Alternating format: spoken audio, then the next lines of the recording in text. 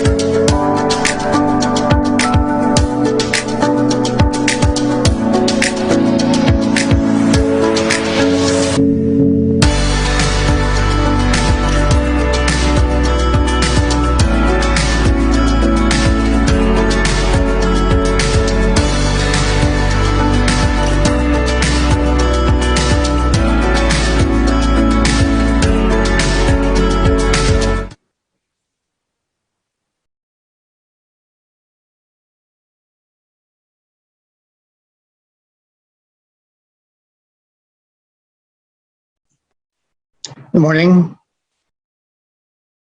There we go.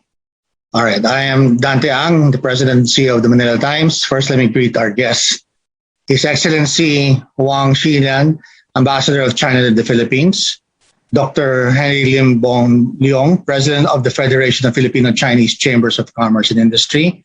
Mr. Ruben Pascual, Secretary General of the Philippine Chamber of Commerce and Industry.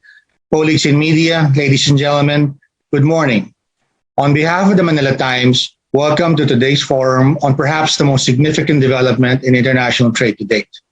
I'm referring, of course, to RCEP, or the Regional Comprehensive Economic Partnership Agreement. Once formalized by the 15 member countries, RCEP will become the largest free trade area in the world. Besides the Philippines and other ASEAN member states, the other signatory countries are China, Japan, South Korea, Australia, and New Zealand. RCEP is significant because of its scale and scope. The free trade area will have a combined market of 2.2 billion people. RCEP will also account for about 30% of the world's total economy or gross domestic product, valued at about $26.2 trillion. Once ratified by the Philippines, RCEP could drive economic recovery and future growth in this country, as well as for Greater Asia and Oceania. This new trade pact builds on the many other bilateral and multilateral treaties, bringing the Philippines closer to other ASEAN members, as well as forging stronger ties between that regional bloc and other partners, including China. The Philippines, however, should not take membership for granted. ASEAN, for example, has been expanding trade relations and attracting more investments virtually from all over the world. But the Philippines seems to be missing out on the lion's share of the benefits. The bulk of the trade investments tend to go to other member states, including Singapore, Malaysia, and Indonesia. Our policymakers and economic managers should be mindful of the fact that reaping the rewards of RCEP and other trade agreements require some improvements here at home. Not a few have heard of the need of the Philippines to improve its domestic investment climate and reform trade policies and procedures. Perhaps some of those issues will be discussed today. We also look forward to asking the speakers later about how RCEP might complement the existing bilateral agreements between the Philippines and other countries, particularly China. We might even hear how RCEP might complement our multilateral agreements between ASEAN and its other trading partners. Before we get to that, let me conclude by thanking those who made this forum possible today. First and foremost, we would like to thank Ambassador Huang Xilian and the Embassy of China in Manila. As we have said many times before, our relations with China is as rich as it is old, even preceding the colonial period under Spain. With programs like today, we hope to remind people that Philippine-China relations should not be dominated by one issue alone. Thank you also to our special partners, the Federation, or FFCCCII, Marco Polo Ortigas Manila, New World Makati Hotel, the Philippine Archipelago International Trading Corporation, and Integrated Development Studies Institute, or IDSI, which of course has a weekly column in the Sunday Times, the Sunday edition of the Manila Times. Finally, our appreciation goes also to our organizational partners, the British Chamber of Commerce, the French Chamber of Commerce and Industry in the Philippines, the Italian Chamber of Commerce in the Philippines, the Cebu Chamber of Commerce and Industry, the Davao City Chamber of Commerce and Industry Incorporated, the Financial Executives Institute of the Philippines, the Management Association of the Philippines, and last but not least, our media partner, the Manila Times TV.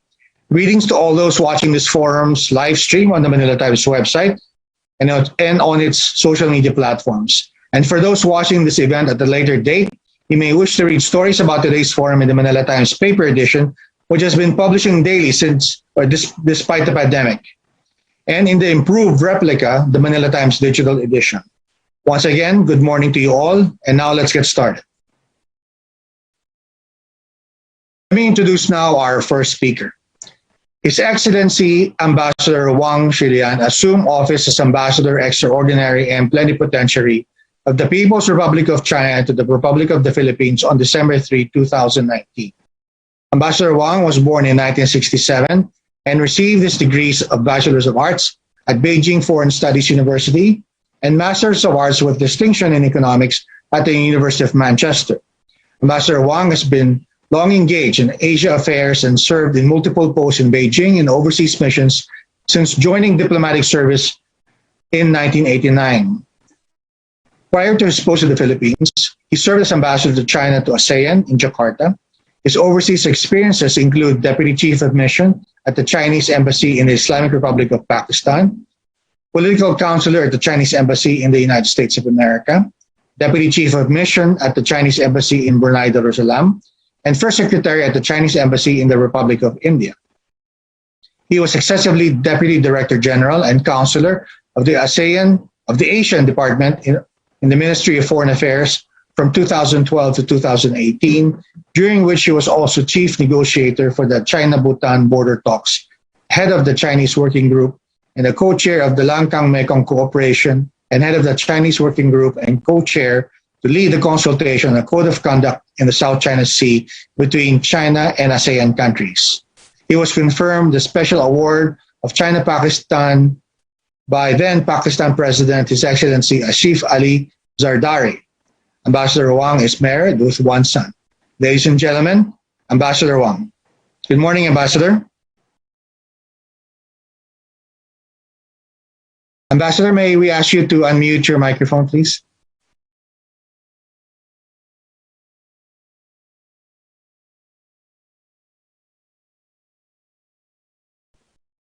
There you go. Okay. Hi, Ambassador. Yes. Hello. Yeah. Hello, Mr. Ang. Yes. Thank you for your kind introduction. Okay. So may I begin now with my yeah. Yes, sir. Go ahead. Okay. Thank you.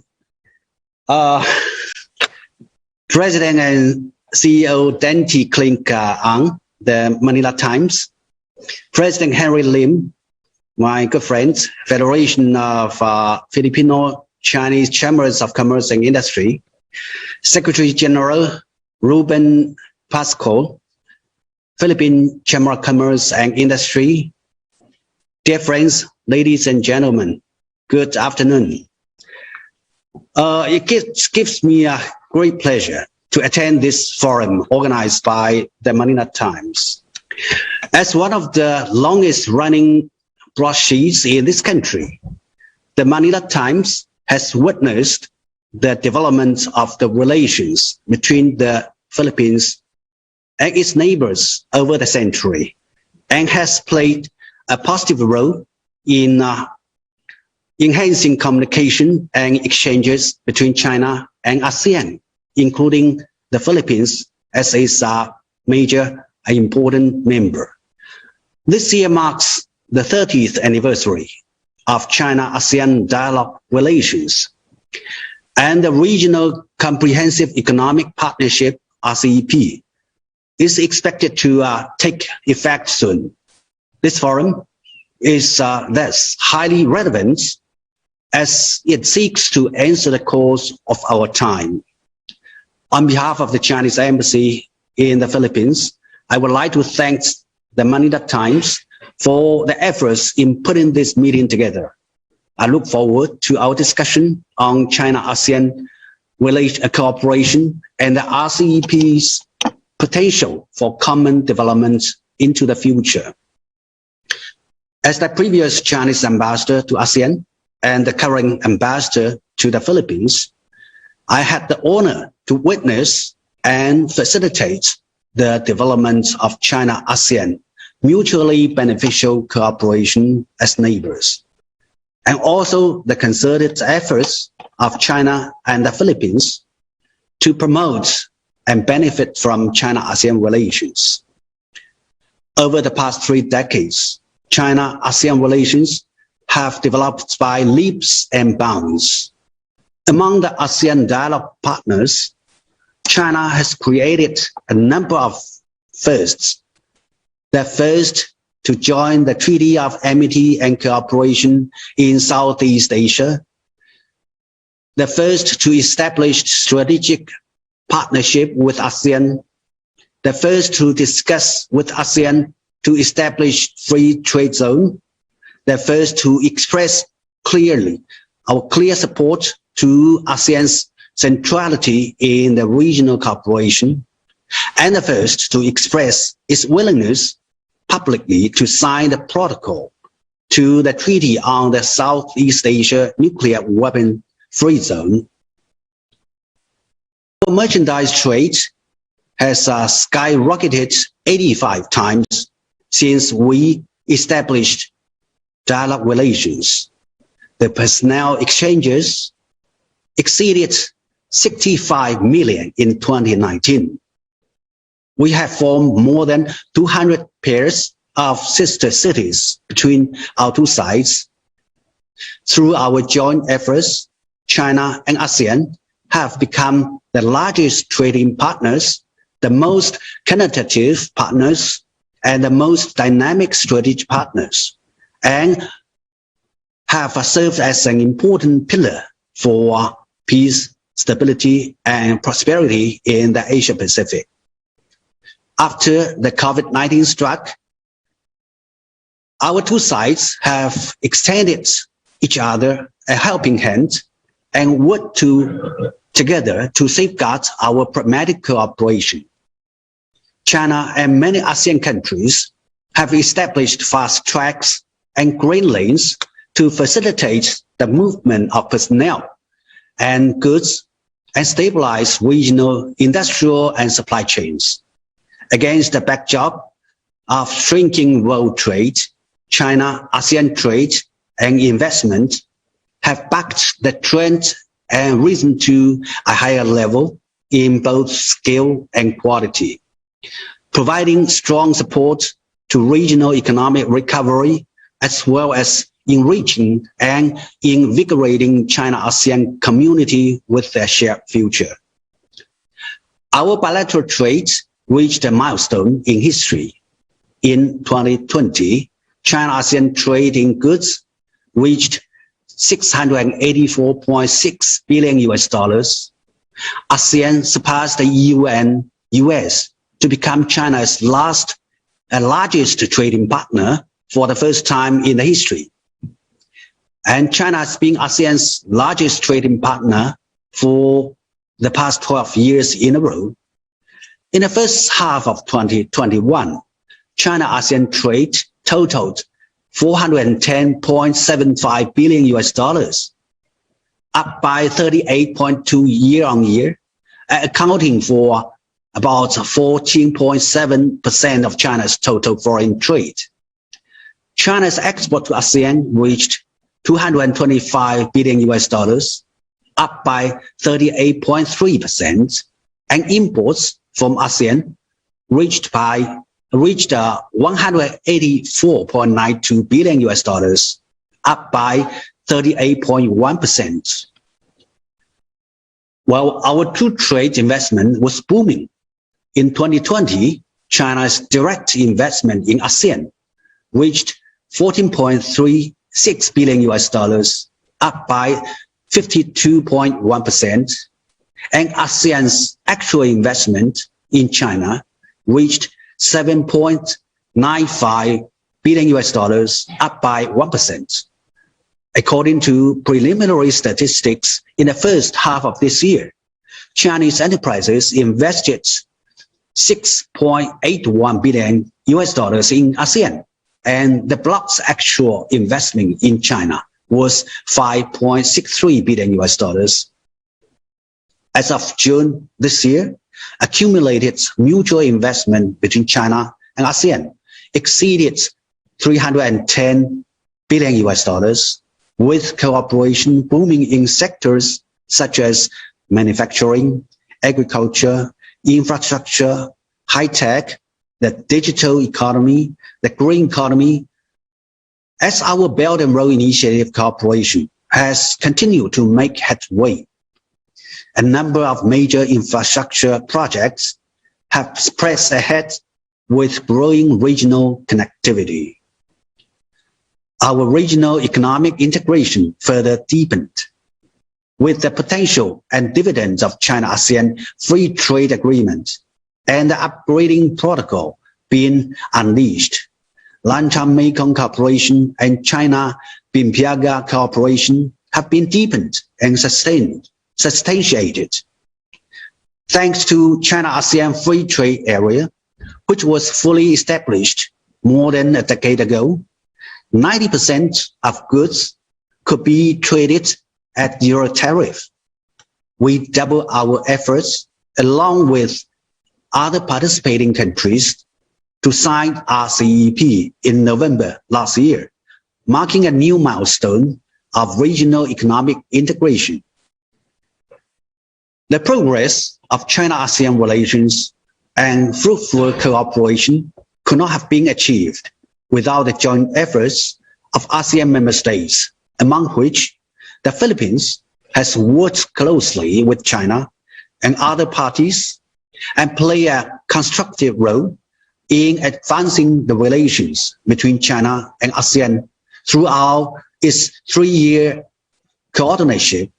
Meanwhile, benefiting from the development of China-ASEAN relations and under the guidance of President Xi Jinping and President Dante, China and the Philippines have upgraded our ties to comprehensive strategic cooperation.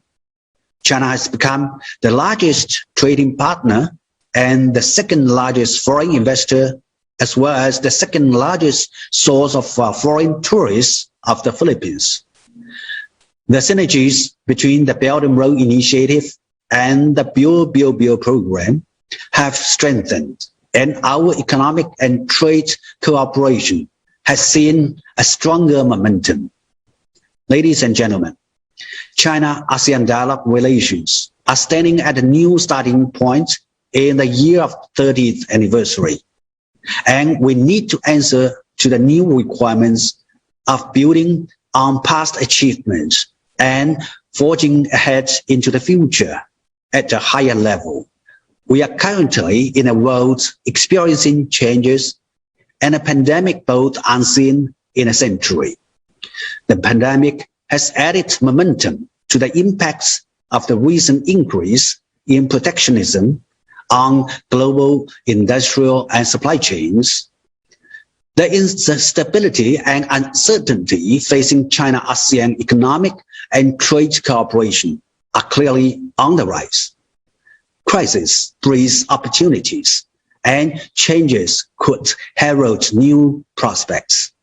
The greater the challenges we face, the greater the need for solidarity. We need to take initiatives coercively and seek new opportunities through tiding over crisis. During the course of China-ASEAN relations over the years, we have always stood together with mutual support and cooperation. Each crisis has led to closer ties and stronger cooperation between our two sides. The crucial and timely signing of RCEP through our joint efforts of overcoming the challenge of pandemic with other members is yet another telling example. As the first non-ASEAN participating country after Singapore to formally complete the approval process of RCEP, China has made full preparations for fulfilling its obligations under the agreement. Also, it is gratifying that all member countries of RCEP have expressed their resolve to ratify the agreement before the end of this year and push for its entry into force by January 1st, 2020. It is learned that the agreement was ratified by the Philippine government earlier this month and is under deliberation at the parliamentary level. We will work together with the Philippines and other member states to expedite their ratification processes for entry into force and implementation of the agreement as scheduled.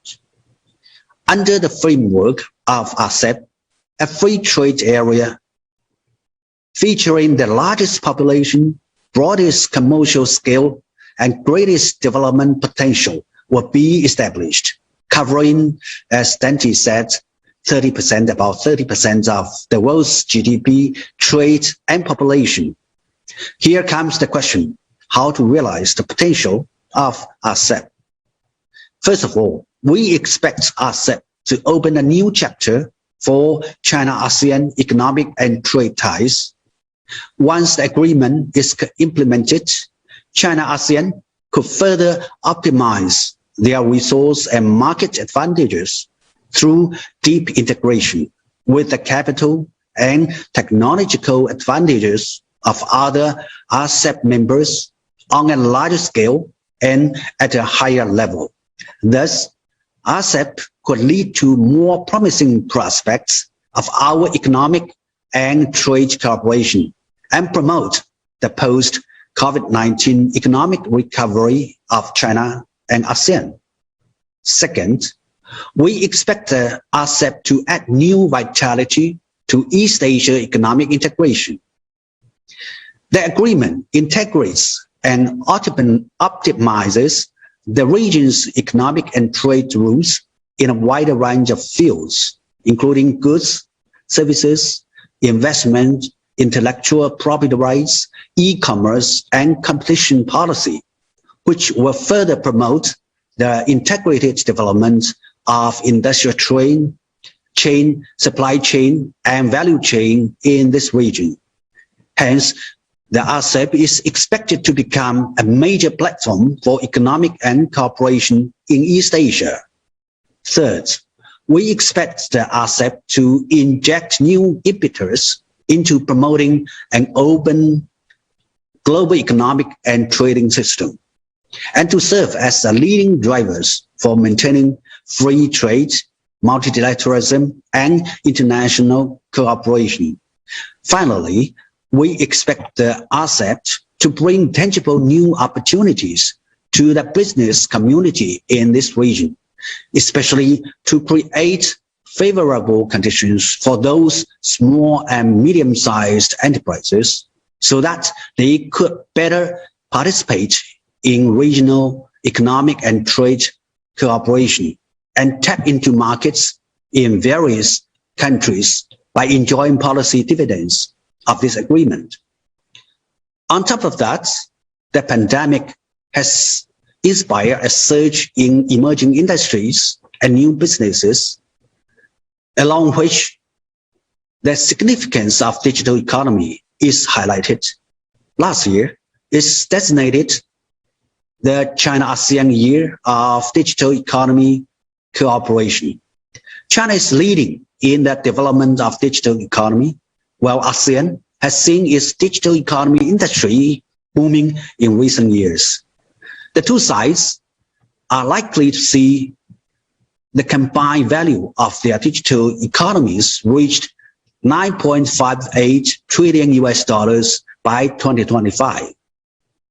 We should work together to seize the opportunities and intensify cooperation on digital technologies in epidemic prevention and control, digital infrastructure development, e-commerce, smart city, and other areas, so as to nurture new drivers for our economic and trade cooperation, advance digital connectivity, and build a digital Silk Road. Ladies and gentlemen, the darkest hour will pass. Looking ahead, we can see light and hope. I believe with our concerted efforts, we will win a full victory against the virus and see a full recovery of our economies at an early date.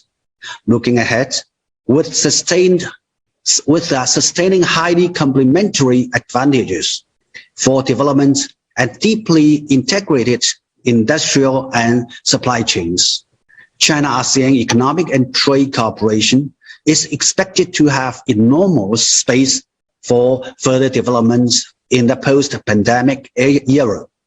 China is ready to match ASEAN's economic recovery measures, including the ASEAN Comprehensive Recovery Framework.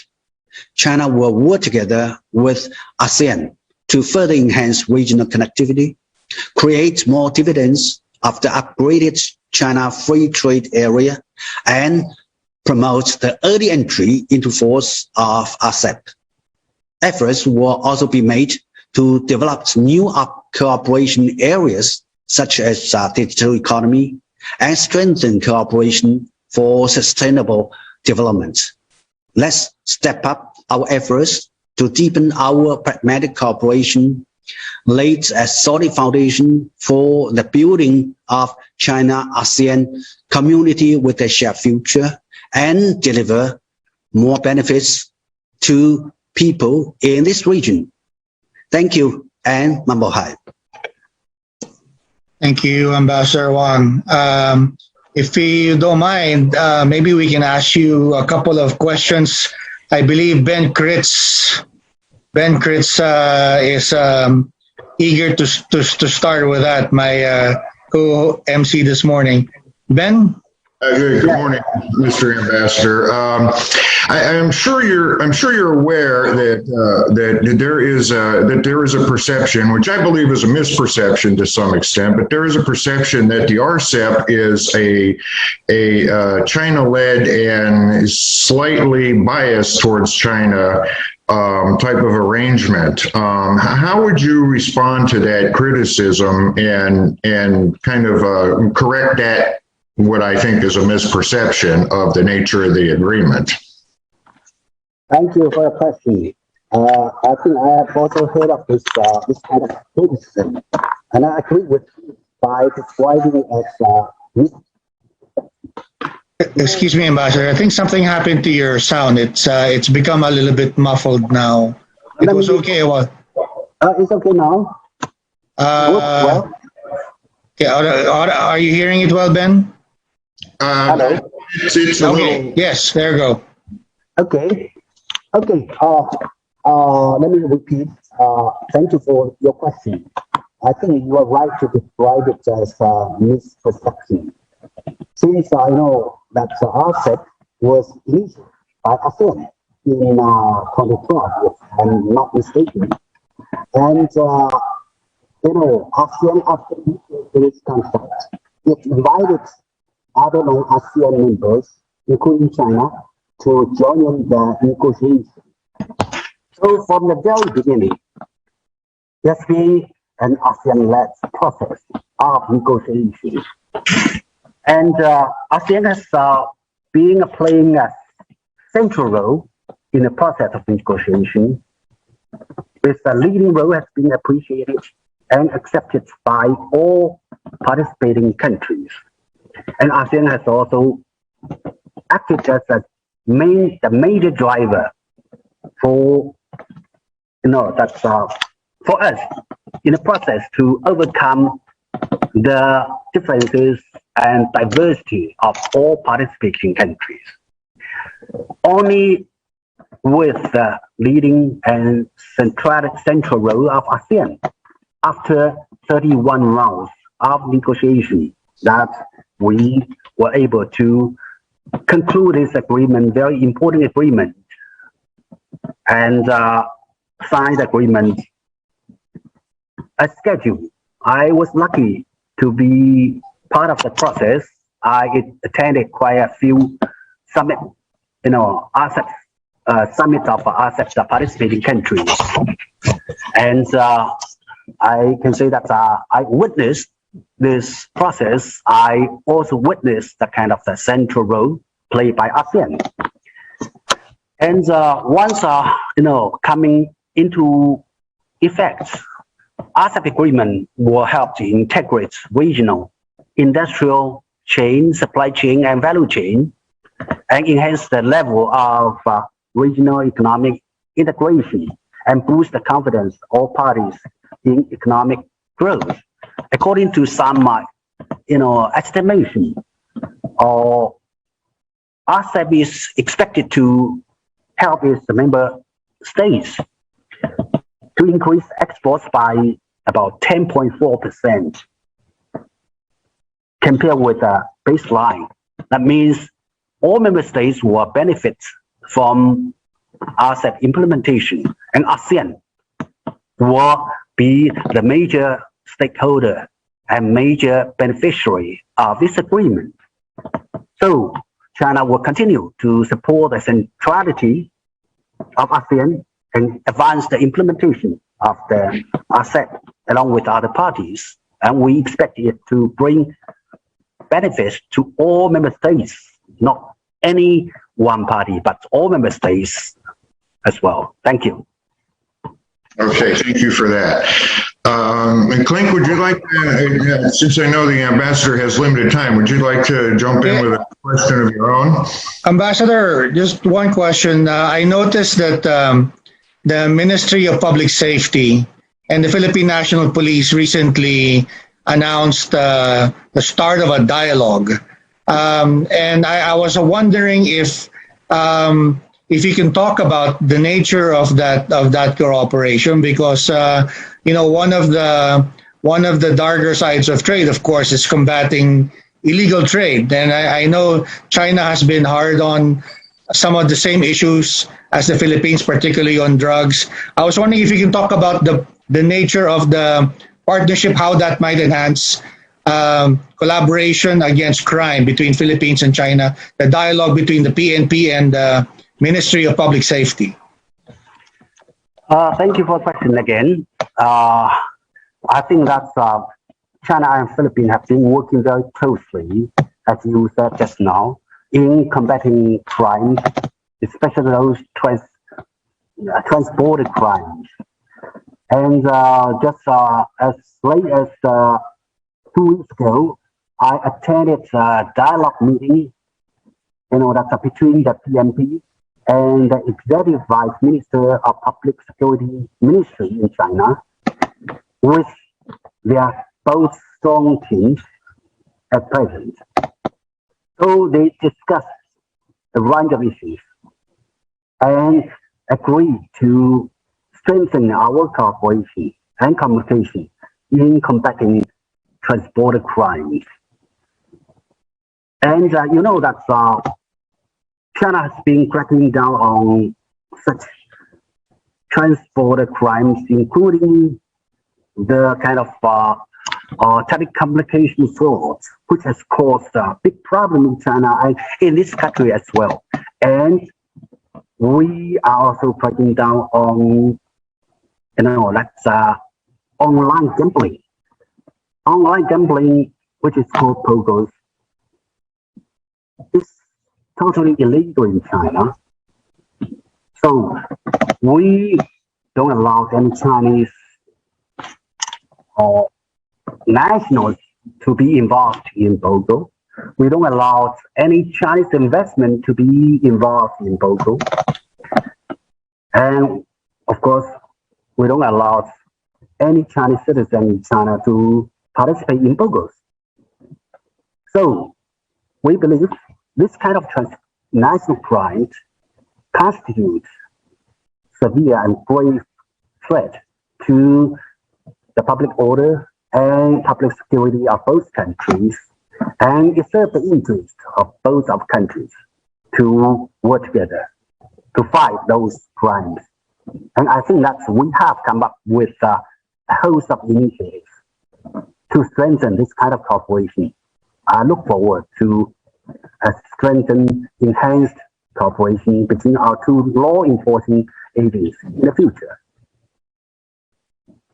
Thank you, Your Excellency. Ben, you have a final question? Yes, I do. If I may, one of the big points of the advocates of the RCEP here in this country, such as the Department of Trade and Industry, is to inform and connect our SMEs in this country, which is, form the greater part of Philippine businesses, that to connect them to the opportunities of the RCEP. So what I was wondering is, as the biggest market for the ASEAN in general, what programs or activities are being planned or considered by China to reach out to SMEs, here in the Philippines and in other ASEAN countries as well, to connect them to the opportunities that the new trade regime will provide for them?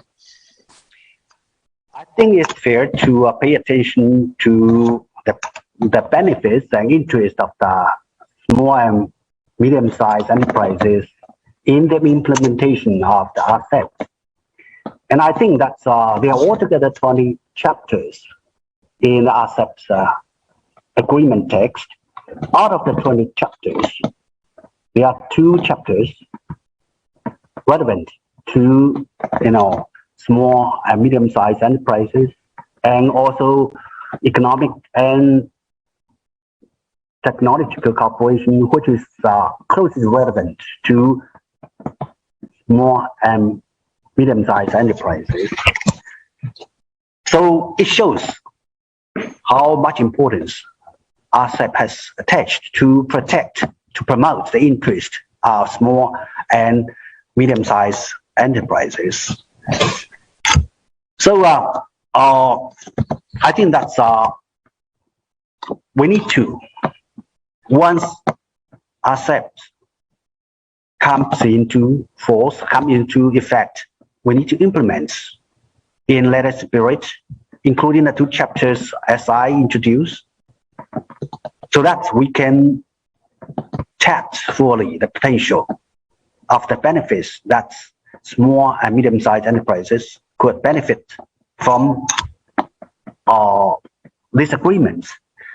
And on top of that, as I mentioned just now in my speech about the digital economy, there is also a chapter relevant to digital economy in RCEP. So we believe that digital economy could bring more opportunities, especially for SMEs in ASEAN member states, including the Philippines. And it would be also important for SMEs in Philippines and ASEAN to tap into Chinese market, to get more access to Chinese markets. So we're happy to say that now some Chinese enterprises have already worked with Philippine local partners to run e-commerce platforms here in the Philippines, like Lazada, backed by Alibaba.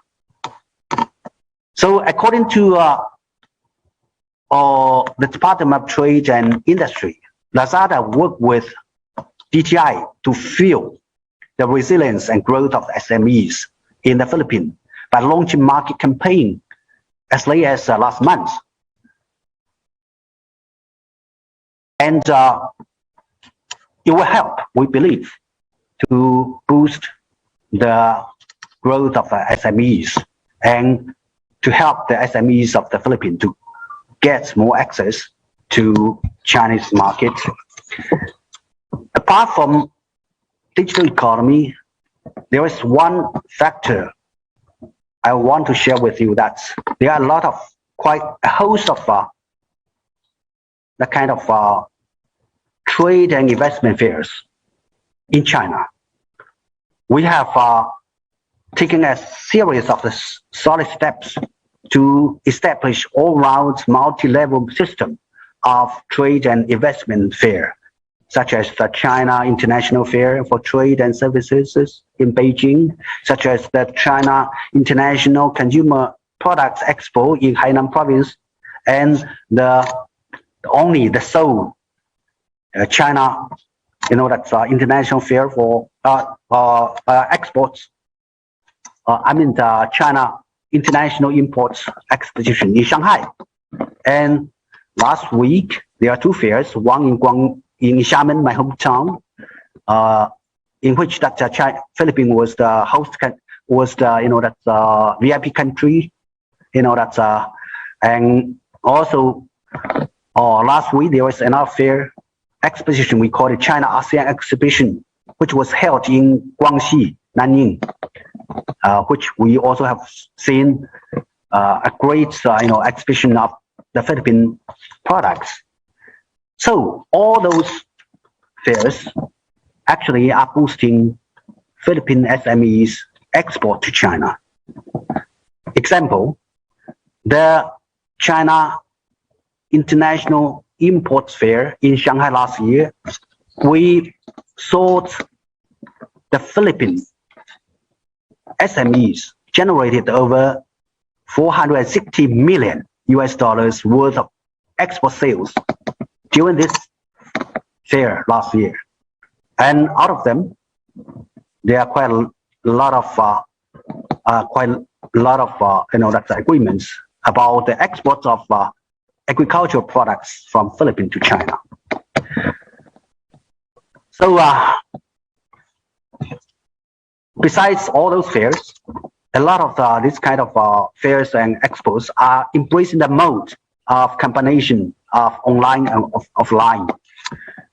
So we hope that all these efforts will help to promote the interest of SMEs to gain bigger access to China's market.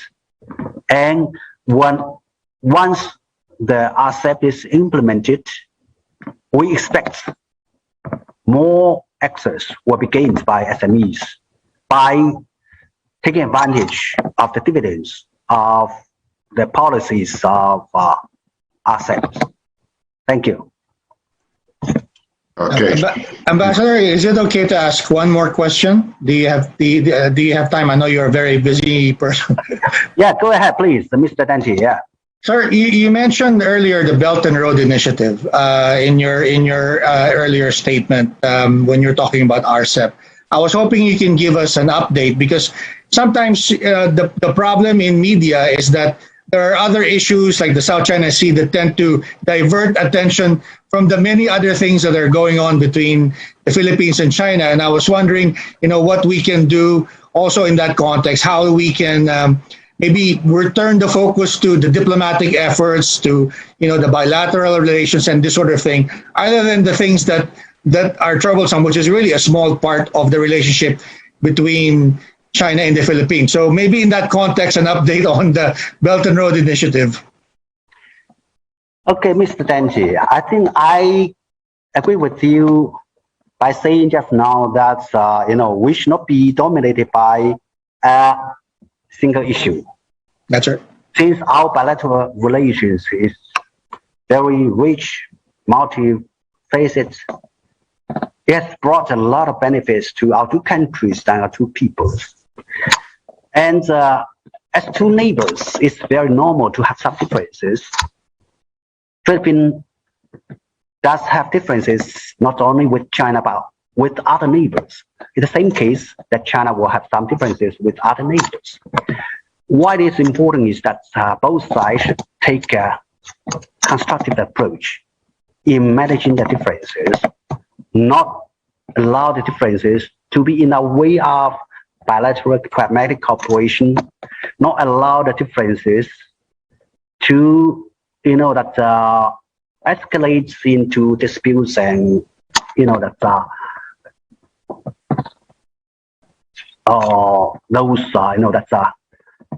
could harm the overall bilateral relationship. That's why I always talk about a constructive and mature way to deal with differences. We have established quite some mechanisms, including, bilateral consultation mechanisms on South China Sea, including the negotiation of the code of conduct of the South China Sea, to which I was the head of the working groups on for a period of time. So we have, effective mechanisms to deal with all the differences, and the differences should be placed at a proper agenda, not to dominate the whole relationship.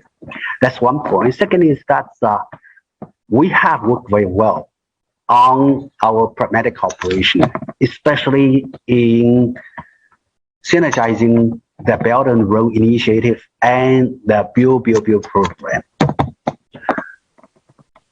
We have been actively participating in your Build program in the past few years since the Dante administration took office.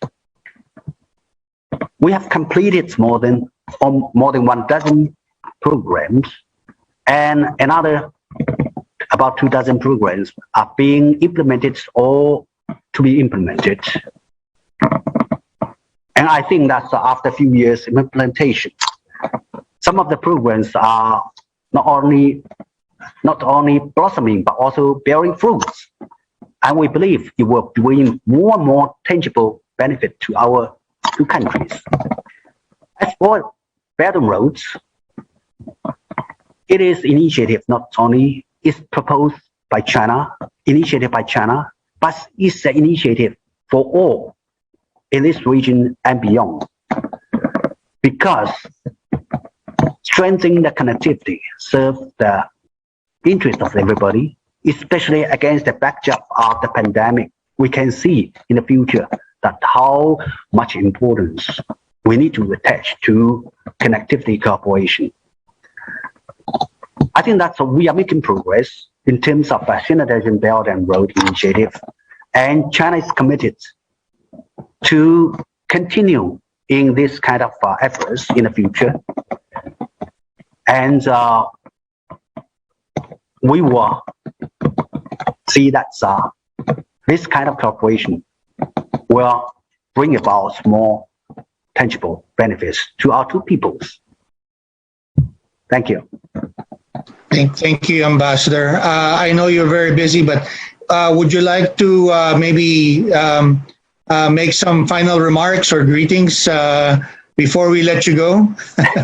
It's okay. Thank you so much. The Manila Times, thank you, Mr. Dante, for organizing such an event. I think it's very constructive and very useful to have this kind of communication.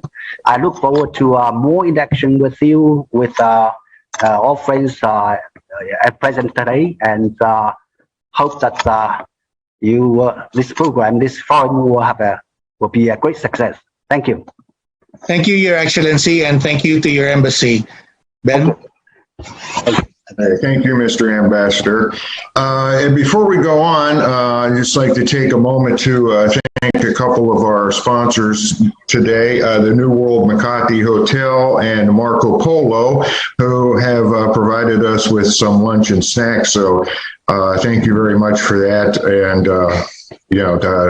take a chance to visit them sometime. They have good stuff.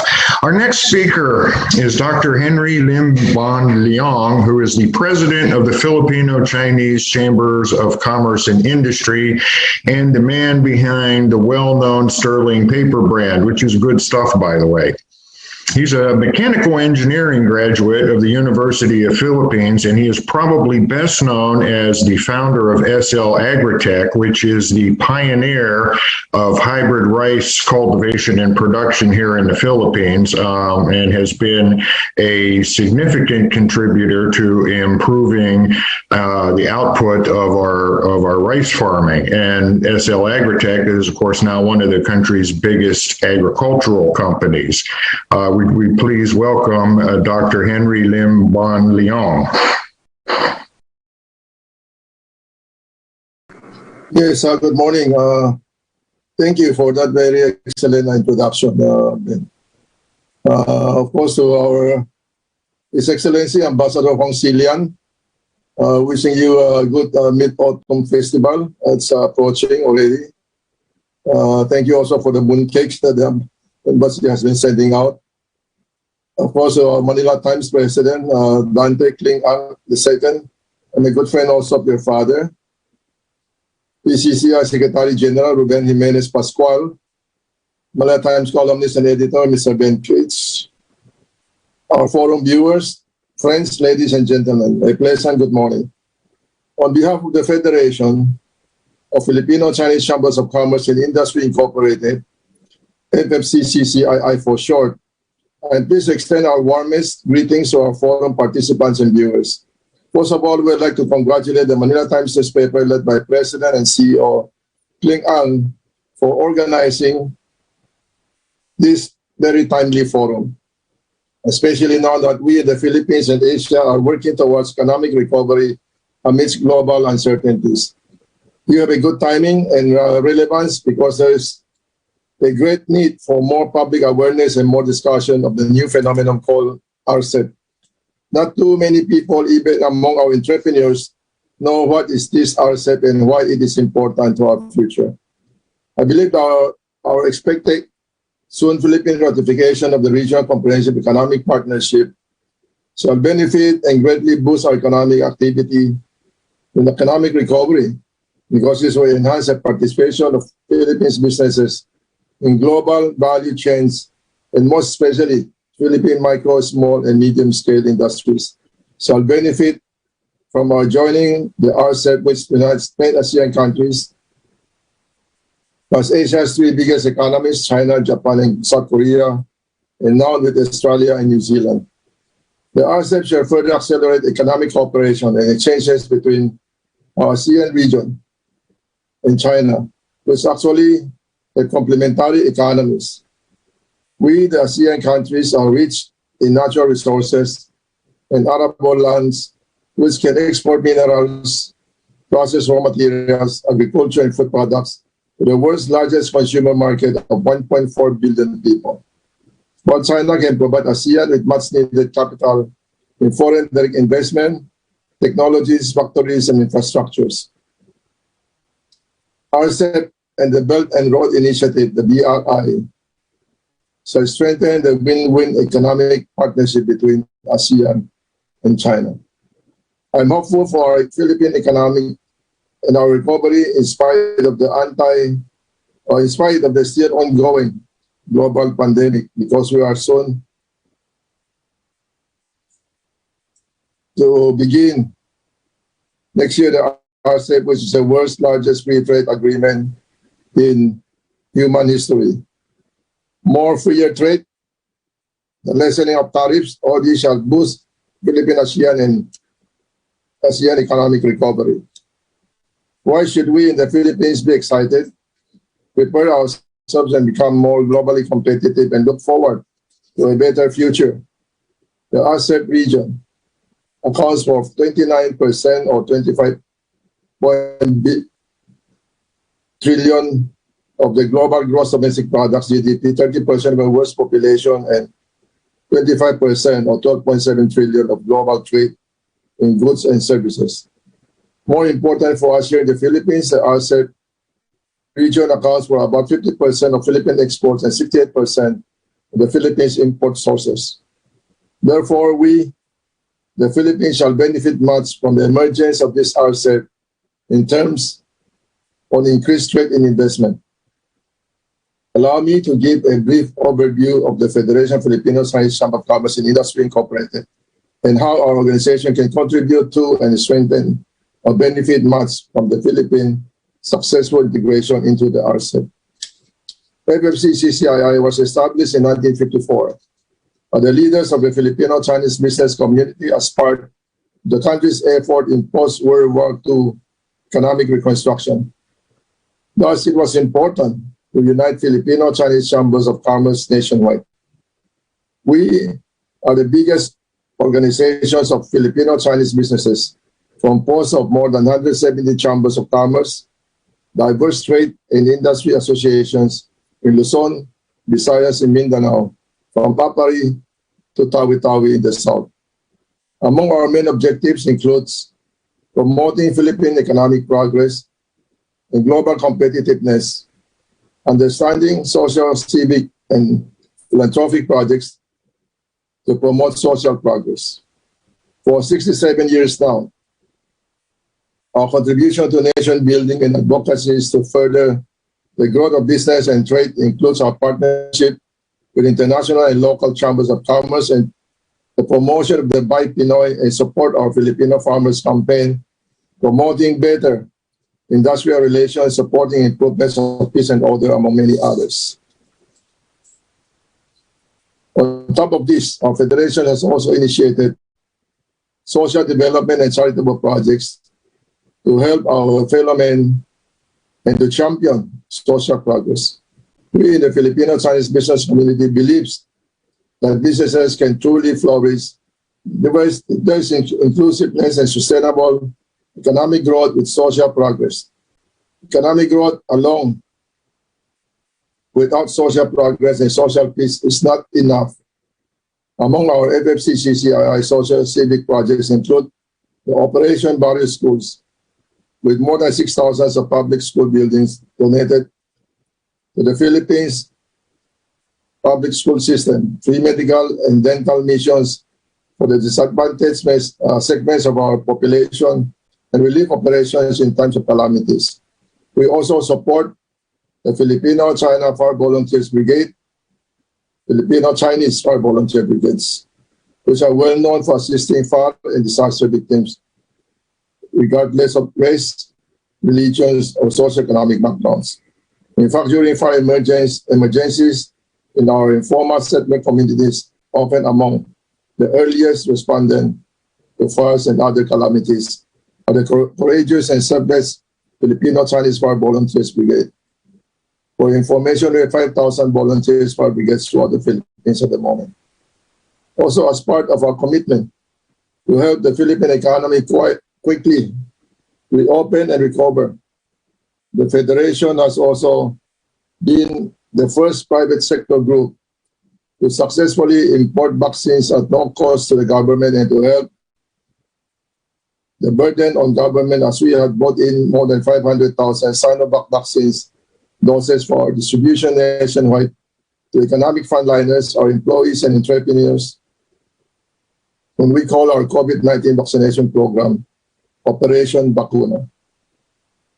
There's another area where the Philippines and the RCEP region, especially the ASEAN countries and China, can strengthen cooperation in the strategically important and economically vital areas of public health, the research and development of vaccines and other medical products. ASEAN and China can work together to enhance medical and health industries, not only for our two regions, but for exports also to the world. And also allow me to share with you, ever since this COVID-19 pandemic started last year, our Federation and 11 major Filipino-Chinese Association spearheaded the Filipino-Chinese Community Calamity Fund, which has raised more than 300 million pesos to provide free relief goods, rice packs, noodles, medical supplies, face masks, face shields, and PPEs, and even ventilators for health workers, frontliners, and barangays throughout the Philippines. And also in solidarity with our people as we cope with the pandemic, we also contributed to the establishment of the country's biggest testing lab in the Philippines, the Philippine Red Cross. Over the years, our foundation has also led the Filipino-Chinese community in promoting exchanges and harmony between our two communities and the rest of the Philippine society as brothers and sisters. The ties that bind us span over 1,000 years of dynamic economic and cultural interaction. One of the reasons for the paramount importance of RCEP is the leadership of China and its willingness to be part of this free trade agreement. With China's growing global economic influence, we look to it as our close partners in development, in uploading threat of globalizations. Today, China's role has become even more significant in our economic recovery and long-term sustained growth, being the top trading partner, export market, import supplier, and a major source of foreign investment and technologies for the Philippines and for ASEAN.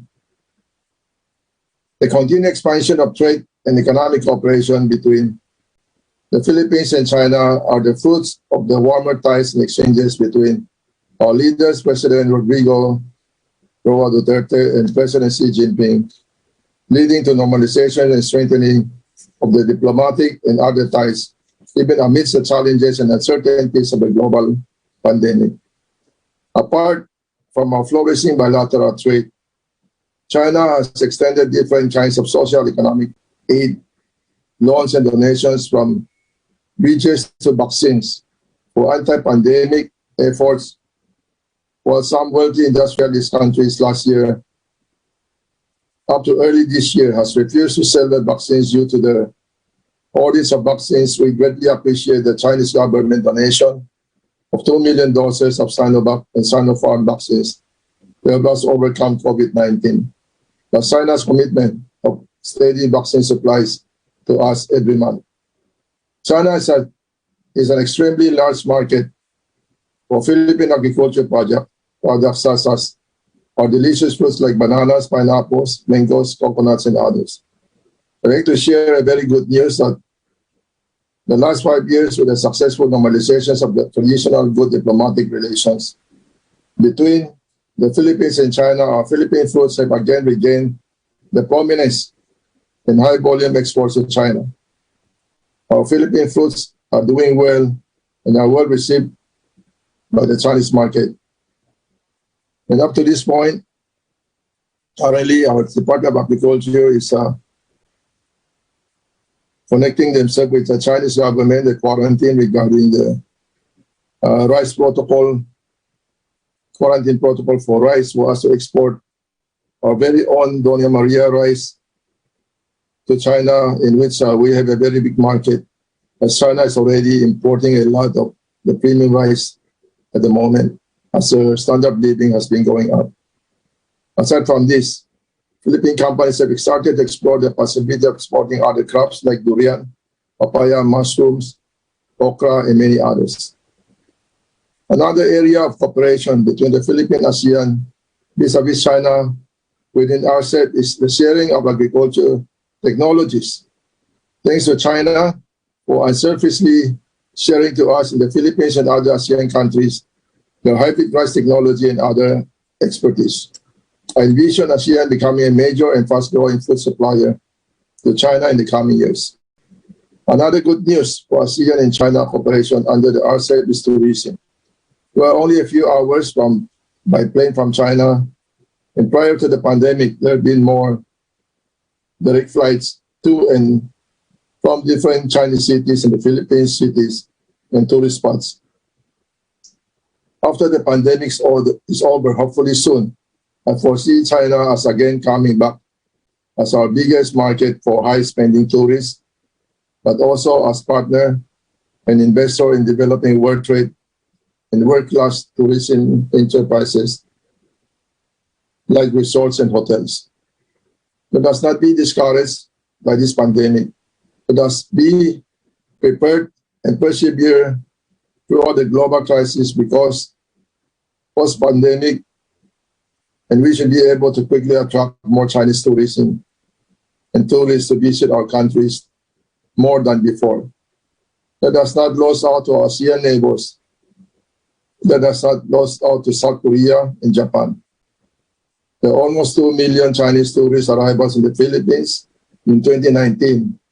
It's still so very small compared to what our competitors are getting in ASEAN and Northeast Asia. Thailand alone had more than 11 Chinese tourists in 2019. Let us in the Philippines be prepared, upgrade our facilities and services so that we can be globally competitive in tourism. We hope to have more Chinese tourists visiting the Philippines once travel restrictions are lifted. Our federation is also supporting our country's participation in the Belt and Road Initiative of China as it reaches out to the global business community. There has been a growing interest among Chinese companies to do business in the Philippines in recent years. In support of the BRI, the Belt and Road Initiative, to benefit Philippine progress, our federation has pursued initiatives to assist business missions from China visiting the Philippines and encouraging them to do more deals here. 2 years ago, we inaugurated the FFCCCI Belt and Road Information Center, which was graced by top officials of China Overseas Chinese Affairs Office. And perhaps we should also soon incorporate or add this RCEP to the FFCCCI Belt and Road Information Center. This center, which is the first BRI center in the world, caters to business entities by providing information about the Belt and Road opportunities here, informing them of our Philippine investment and business law, introducing them to our dynamic Filipino-Chinese chambers and industry associations. This is part of our efforts to help improve the Philippine global images as ideal destinations for investment and tourism. Likewise, the prospects presented by China's Belt and Road initiatives and the Philippines Build Infrastructure Program complement each other to advance our mutual growth. We also note the rising cooperation agreement between our two countries that bring mutual benefits to our peoples. One of these is the Philippines RMB trading community established by the Bank of China, Manila branch, the major Philippine banks for direct currency exchange. The Philippines has been cited as one of the fast-growing RMB markets in Southeast Asia. This platform is supposed to further increase investment in financial activities between the Philippines and China, most especially when RCEP is fully implemented in early 2022. Furthermore, many Philippine banks and establishments are now also using mobile apps such as AllPay and WeChat Pay and Alipay as modes of payment, thanks again to Philippine-China cooperation. The Regional Comprehensive Economic Partnership, RCEP, Free Trade Agreement between the 10 ASEAN members countries, China, Japan, South Korea, Australia, and New Zealand will surely boost Philippine-China trade further and accelerate our Philippine economic recovery.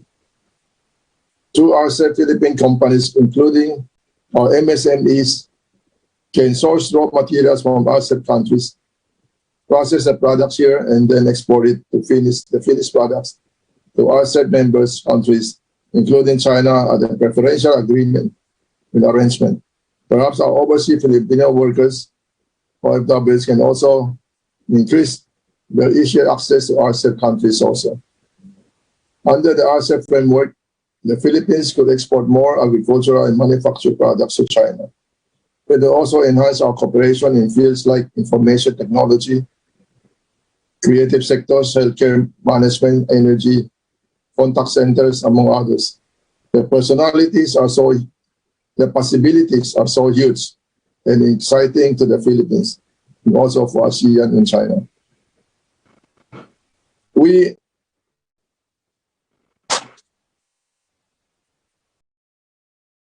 at the FFCCCI believes that what we need to do now is to help and prepare our export industry for RCEP, to upgrade and strengthen our manufacturers and producers. Let us also make the Philippines a more appealing destination for foreign investment. The Philippine economy is resilient. There are already some signs of recovery, such as a GDP growth of 11.8% the second quarter. We are also hopeful that this can be sustained, along with the continued gradual steadily reopening of the economy and accelerated rollout of the vaccine. I take this opportunity to express the Federation's support for the proposed Bakuna Bubble, which shall grant better mobility to the fully vaccinated people and businesses with fully vaccinated staff.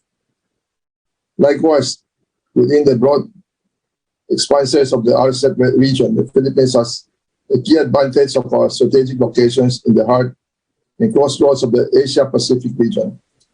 Another Philippine competitive advantage which we should unite to harness the new era of RCEP is our talented young human resource. With our 110 million population and an average young age of 25 years old, we have a large pool of productive manpower which are highly skilled, capable, talented, flexible, and creative, and a continually growing, high-spending consumer base.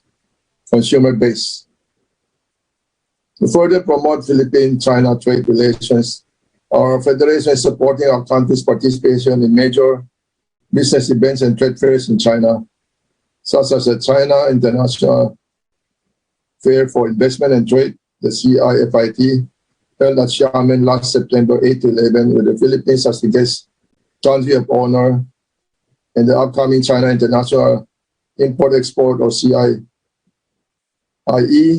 in Shanghai this November.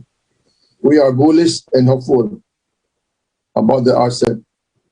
The Philippines and China have been valuable partners for many centuries, and we must harness these win-win partnerships now as we rebuild our economies from the pandemic.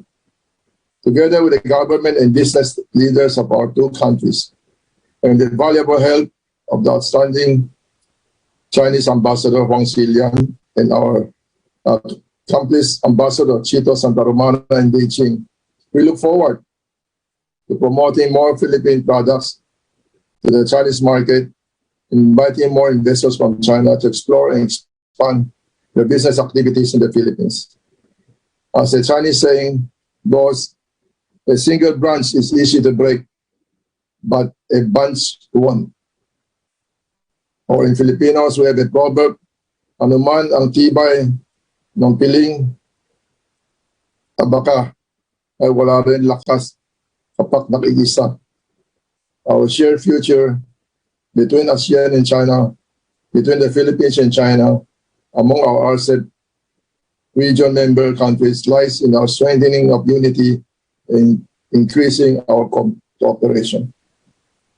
The RCEP offers us in the Philippines, ASEAN, are very unprecedented. It's a golden opportunity to tap the vast potentials of our Asian trade partner and now the new rising global economic superpower, China. We must support the RCEP and help the Philippines benefit much from it. Let us spread the good news, the many economic opportunities of RCEP to the general public here in the Philippine society. We are all partners in achieving progress and building bridges of understanding. We at FFCCCI look forward to foster more partnership and trades for the greater development of the Philippines, of ASEAN and China. Thank you and a pleasant day to all of you. Mabuhay tayong lahat. Thank you.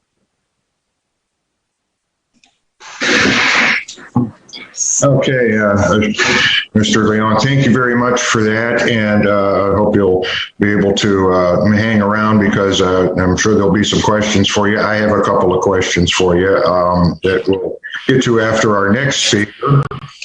Mr. Ruben Jimenez Pascual is the Secretary General of the Philippine Chambers of Commerce and Industry, and he brings more than 3 decades of experience as a journalist, diplomat, legislative chief of staff, business executive, and consultant to international development agencies, government agencies, and other public and private sector parties to his position. He's an economics graduate of the University of the Philippines, and he is also noted as the driving force between the creation of Phil Export.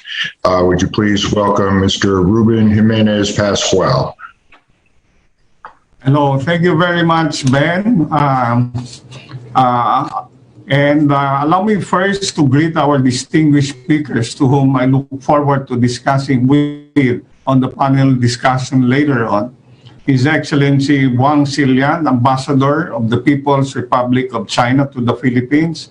It's heartening to note that the Chinese Ambassador is an expert in ASEAN, and I'm sure we will really learn a lot from him.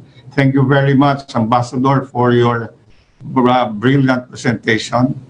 To PCCI friend Dr. Henry Liong, President of the Federation of Filipino-Chinese Chambers of Commerce and Industry. I'd like to acknowledge FCCI for the work you have done for during this pandemic of bringing in vaccines and the many more social development activities that you're contributing. And a pleasant morning to our moderators, Dante, Klink, President and CEO of Manila Times, and the moderator, Mr. Ben Critz, columnist of the Manila Times. To these online forums, organizers, and partners, guests, friends, ladies and gentlemen, good morning to all. I will start by congratulating the Manila Times and the Embassy of China in the Philippines for organizing this online forum. China-ASEAN relations realizing RCEP's potential. On behalf of PCCI President Ambassador Benedicto Yuico, I would like to thank you for inviting PCCI to this forum. When Ambassador Yuico nominated me as a speaker, I accepted it immediately since I believe that RCEP is the trade agreement that will greatly shape global business and will have great effects on PCCI members. This year marks the 30th anniversary of the establishment of the dialogue relations between ASEAN and China. And ASEAN remains to be the largest trading partner. It was really nice to note that ASEAN as a group has already surpassed the US as China's biggest trading partner. Data shows that in the first half of this year, the bilateral trade exceeded $410 billion US, registering a 38.2% year-on-year growth.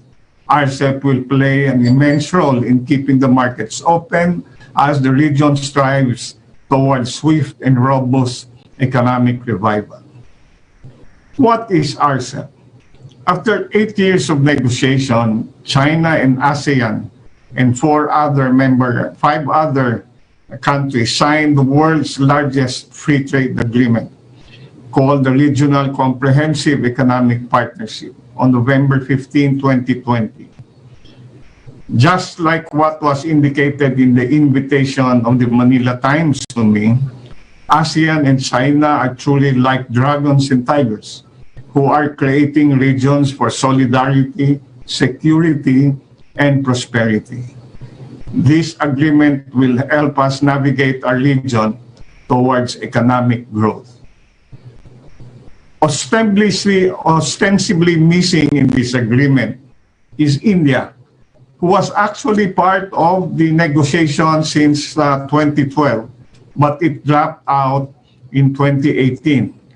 I think it was pressured due to political reasons and decided to opt out of the agreement.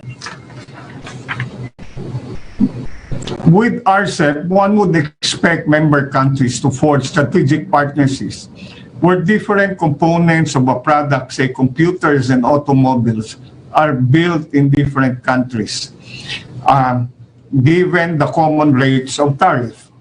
One good example is, as RCEP members, China and the Philippines can be strategic partners in terms of innovation, research and development, and manufacturing.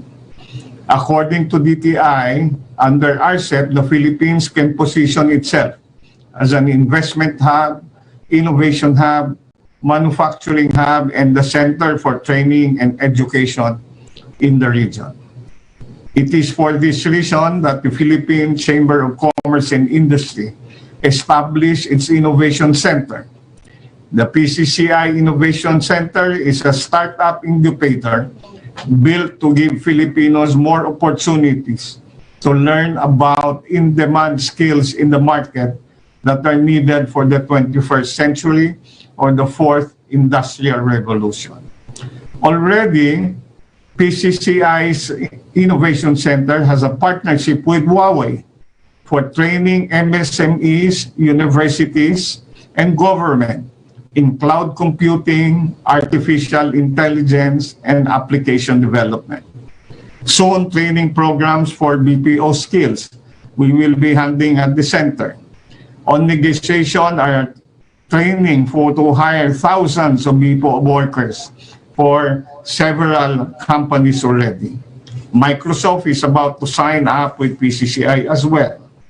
Our Department of Agriculture has inked an agreement with PCCI for the country's startup companies. This was born out of the vision of Ambassador Yuwico to make the Innovation Center the front and center of innovation ecosystem in the country. Wider source of raw materials is one major advantage of the agreement. Key features of the trade pact that will ensure the smooth flow of raw materials are granting national treatment to the goods of other parties, reduction and elimination of customs duties, duty-free temporary admission of goods, and non-tariff measures that complement tariff liberalization outcomes. Why is RCEP important to MSMEs? The PCCI has over 35,000 members spread across 125 chapters, 120 industry associations, 80 bilateral international councils, 4,000 direct members, and 90 to 95% of which belong to the micro, small, and medium-scale enterprises. PCCI's mission is to provide focused advocacy for business growth, especially of local MSMEs. And RCEP's benefits and impact to MSMEs is one major focus during the negotiation process. RCEP will pave the way for the internationalization and deeper participation of MSMEs into global value chains. RCEP connects about 30% of the world population, and it is a perfect chance for local businesses to access the international market. RCEP's trade liberalization support the growth of SMEs and their inclusion in the global value chain. Having one set of simplified rules in trade will facilitate trade transactions and will reduce administrative costs for exporters. In the process, this will encourage more production and manufacturing activities in the country. That will encourage companies to invest more in the ASEAN region that will build supply chain and services. This means more jobs and business opportunities for Filipinos. Since the partnership aims to facilitate more inter-regional investments and allow free movement of goods and services, it will ensure the unhampered flow of essential goods within the region, most especially during this global health crisis. RCEP will support the road to Philippine economic recovery from the COVID-19 pandemic. Now, I'd like to have now a different take on the discussion about the opportunities available to RCEP by looking at who wins and who loses in RCEP. The biggest winner for us here is China. It is not only an economic win for China, it is a geopolitical victory for China. The elimination of trade barriers empowers Beijing to flood the region with cheap commodities, and Chinese companies win access to new markets, which lowers their reliance on domestic consumption. China's agricultural imports have become necessary. ASEAN's agricultural export to China was boosted, which resulted to the increase in the trade volume of China and the ASEAN. Another RCEP member country who benefits a lot is Japan. This is the first ever trade agreement with China and South Korea. It is predicted to bring Japan 48 billion in annual income by 2030, benefiting its automotive and auto parts industries. Another major winner in RCEP is South Korea. RCEP will foster substantial growth for South Korea's car makers and steel makers, small and medium-sized enterprises, and technology firms. The tariff savings effect for South Korea will be the biggest. If there are countries who are big winners and who are the losers, number one in my list is the United States. It has missed its chance to have a free trade deal with the ASEAN. Non-member countries like the US could lose as much as 48 billion a year from reduced trade with RCEP members. It will diminish American influence in the region. Another loser that I see in the RCEP agreement is India, who quit the negotiations in 2019, a decision that cost it 6 billion in annual income by 2030. I think India was short-sighted when it wanted to protect its domestic industries in dairy, the agricultural sector, and the textile sector. When it opted out, and it missed an opportunity to stay competitive in these industries in order to play the dynamic global trade. Another loser that we can identify is Taiwan. Taiwanese economic authorities are worried of the intense competition its petrochemical, upstream textile, and machine tool industries would face from Japanese and South Korean producers. Now, how does ASEAN benefit? Number one, I'd like to look at some examples from different ASEAN countries on how they benefit. For Myanmar, Laos, and Cambodia, which we can see increased investments to these countries who have lower costs and even less skilled countries. Vietnam will benefit from exports, including footwear, automobile, telecommunications, agriculture, and fisheries. Malaysia will benefit in travel, tourism, and aviation industries. Least benefit, according to estimates, will be for Singapore and Brunei.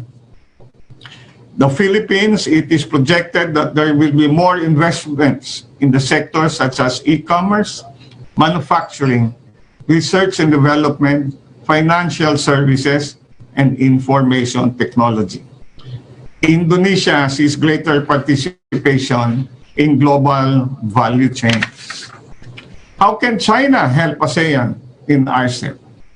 Number one, it can open its huge market with significantly reduced barriers to trade and investments. China can help accelerate the flow of capital, talent, and technology.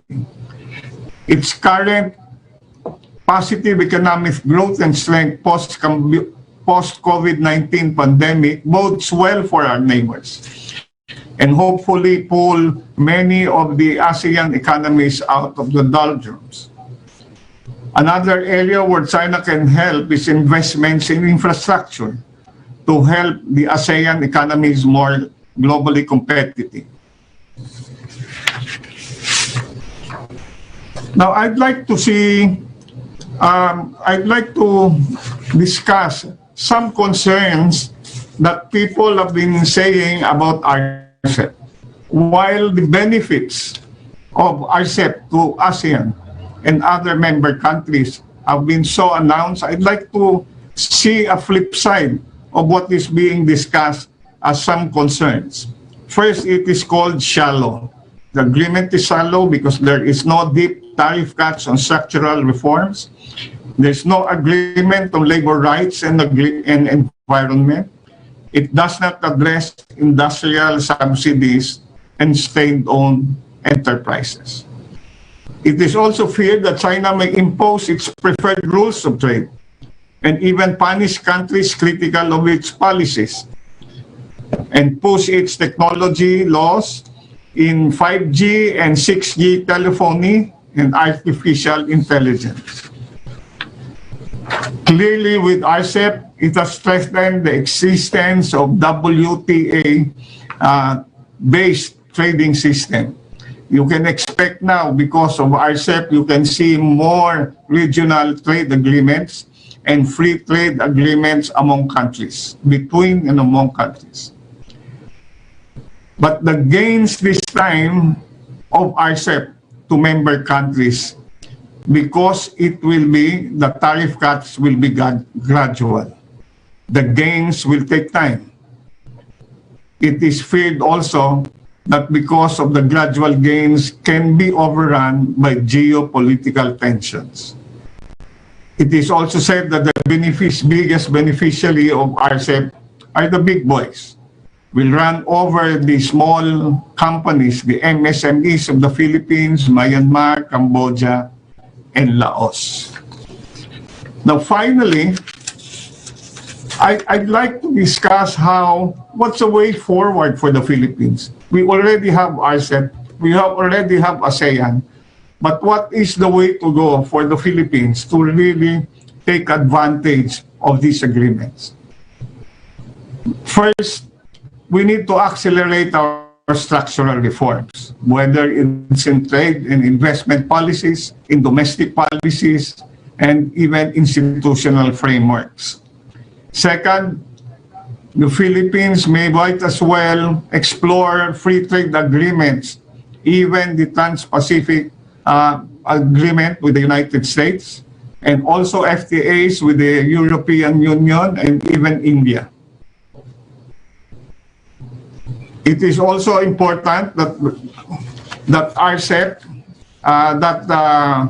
the Philippines explore partnerships on the upskilling of skills that are ready for the fourth industrial revolution. The Philippines has 75 million people, working population, and additional 600,000 every year enter the workforce. So partnership with countries, including China, so that the Filipinos, the young working population, will be available to be of service or to work not only in the Philippines but in other countries. Partnership with for the RCEP countries will be critical.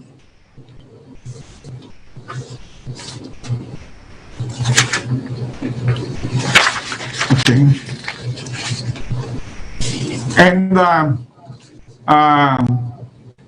number two, I'd like to see the Philippines should embrace innovation in all facets, whether it's in production systems of the manufacturing industries, in government procedures to make it the ease of doing business, and in digitalization efforts of the not only of the national and local governments but of the enterprises as well.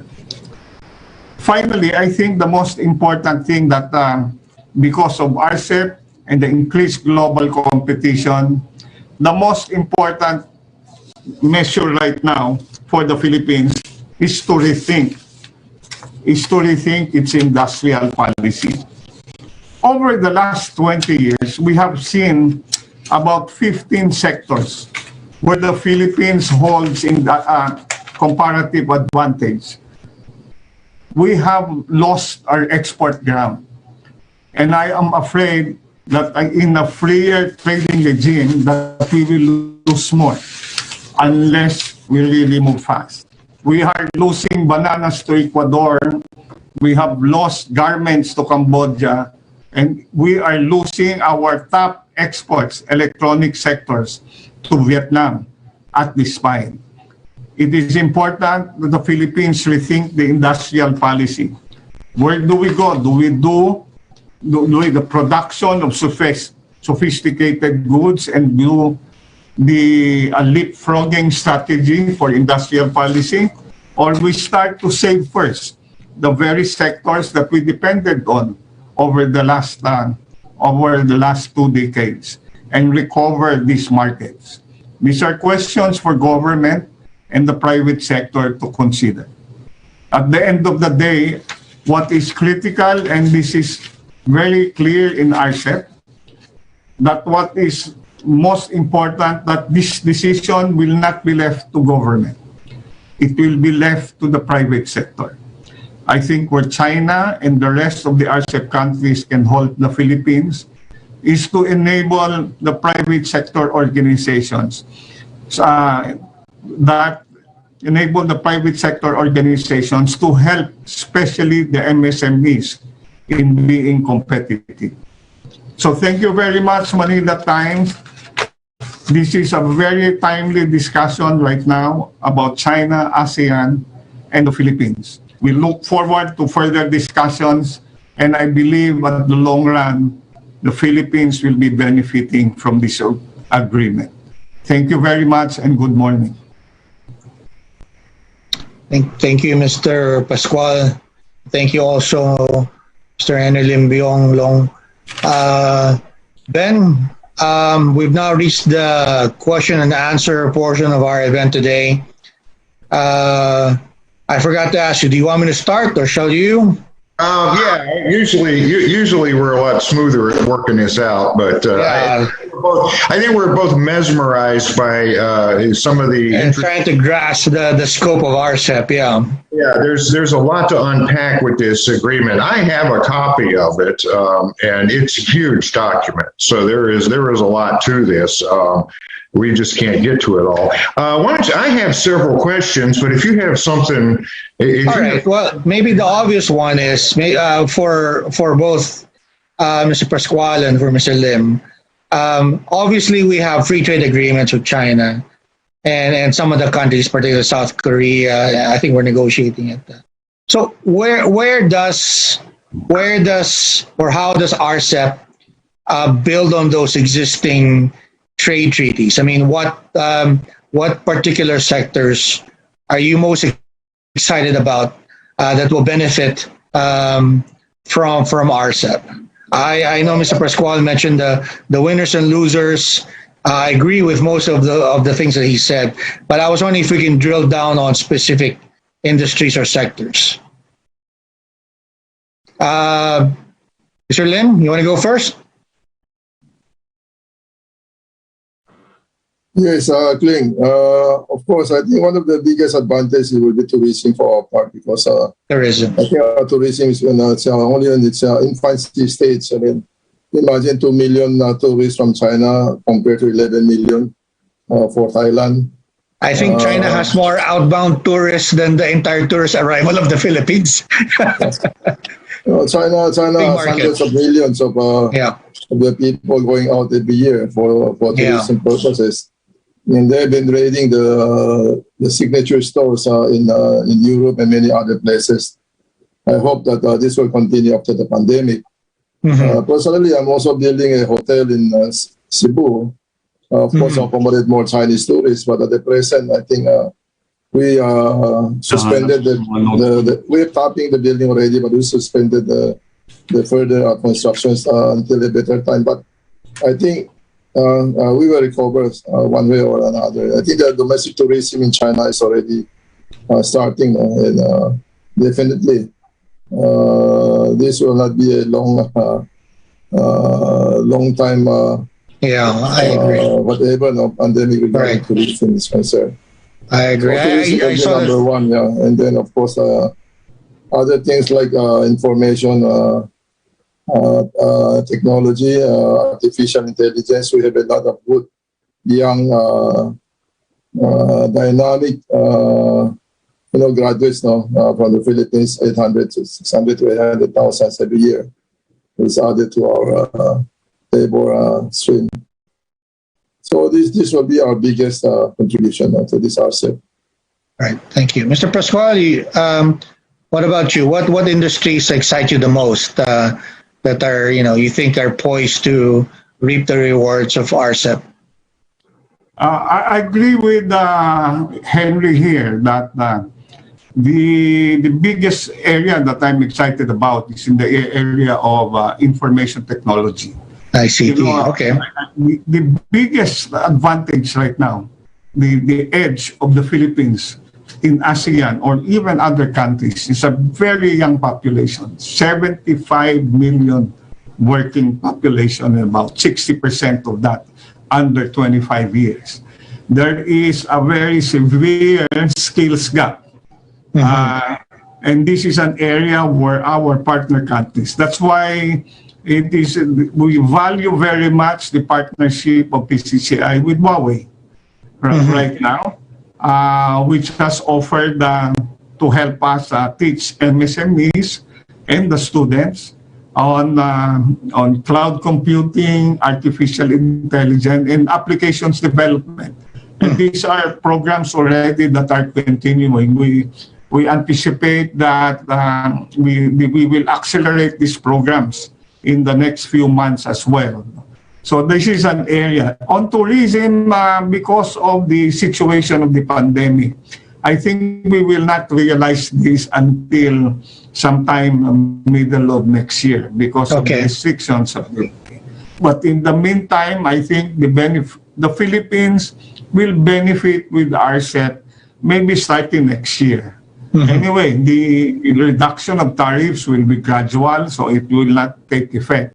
But it is now the work of the country to start moving and developing its policies and procedures so that we will be ready for the incoming competition. Right. It's interesting you mentioned digitalization in your presentation earlier. I wrote an editorial a couple of days ago suggesting the Philippines should pursue digital economy agreements, just like what Singapore has been doing with New Zealand, Chile, and now negotiating one with the European Union. I confess I'm not that familiar with the nitty-gritty of RCEP, but is the digital economy addressed in that treaty, Mr. Pascual? And maybe is it something that the PCCI is also working on, these type of digital trade treaties?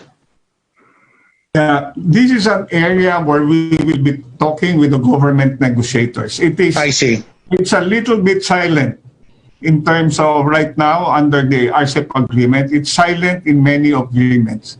Very hot on these agreements is the European Union. And I think the US also wanted this. So this is something that we will be pursuing because there are new rules in e-commerce, and I think they have yet to define all of these things under RCEP. Right. Now, before I switch it back to Ben, let me ask you a non-RCEP question. Of course, the major issue today is COVID, and we're now transitioning to a new mechanism with granular lockdowns. Maybe if we can hear from both Mr. Pascual and Mr. Lim about their respective organizations' position on these new quarantine measures and maybe how we can safely open the economy again. Maybe we can start with Mr. Pascual and then go to Mr. Lim. Mr. Pascual?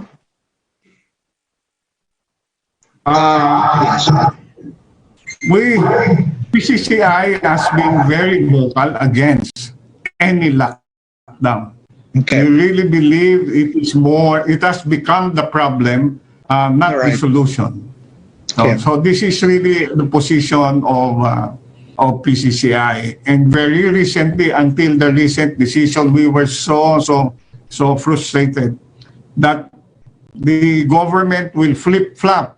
Within 24 hours, they will open and then they will close. I think we can't comment yet on the granular. I think it's better. We believe also that the granular lockdowns is going to be beneficiary because it doesn't close large swaths of areas that will prevent from people from working or selling goods, etc. So I think that should work. I believe that was how some countries like Vietnam and Taiwan was able to contain the spread of the virus by really zeroing in where the spread is. And hopefully this will finally be the decision that the government will take. I just wanted, as a businessman, the members of PCCI just would like to have, there is what needs to be addressed right now, Klinks, is that confidence of business people have to return. This is the one that we have lost. Not only the fear of the virus, but the confidence of businessmen on how the government handles the COVID responses. This is where that needs to recover. That sounds more challenging, Mr. Pascual. Mr. Lim, your position on the lockdowns, and is it a thing? Should it be a thing of the past now? Klink, we are one with PCCI. Okay. And also with Joy Concepcion's Go Negosyo, that we are against a total lockdown. This will not work for the economy.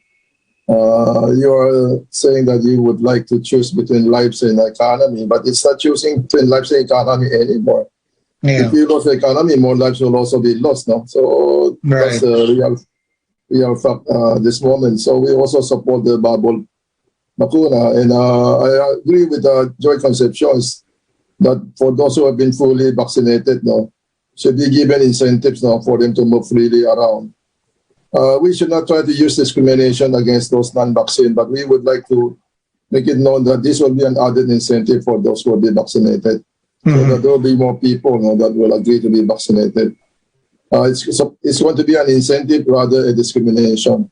Right. And unless we do that, we have the longest lockdown in the whole of ASEAN. I was always saying that we are flying at an altitude of more than 30,000 feet. We're having a good GDP for the past more than 10, 15 years with GDP of more than 6% every year. We're enjoying that kind of economy. But then suddenly, our plane has to come to a complete stop that we have to land. But once you landed, it will take a lot of aviation fuel for you to restart the plane and fly again. Right. And unless the government pump in more liquidity into the system, it will be very, very, very difficult for us to lift off again to fly to get 30,000 feet. But then this is what we have to do at the moment. So I'm with PCCI that we should not have an entire lockdown in the economy. Maybe granular for certain pockets of the place that will have a high incidence of COVID victims. But then again, it's not a matter of life and economy, because without economy, more lives will also be lost. That's how I understand. Thank you, sir. Ben, there are a couple of questions in the Zoom, but do you have a question you want to ask first, or Well, yeah. or would you prefer to read the questions? I was taking a look at the Zoom questions too. I have to kind of figure out what they're asking exactly. One thing that Mr. Pascual mentioned, and I'd like maybe if he could give us a little bit of clarification. By the way, the first question you asked was exactly the first question I was going to ask. So, that's just a sign that we kind of think alike. But one thing that you mentioned in your presentation was that one of the benefits of the RCEP, and something that can be developed, are non-tariff measures that would have the effect of liberalizing trade. And tariff adjustments and imports of certain critical supplies have been kind of an issue over the past several months or year here. So could you give us an example of what kind of non-tariff measures could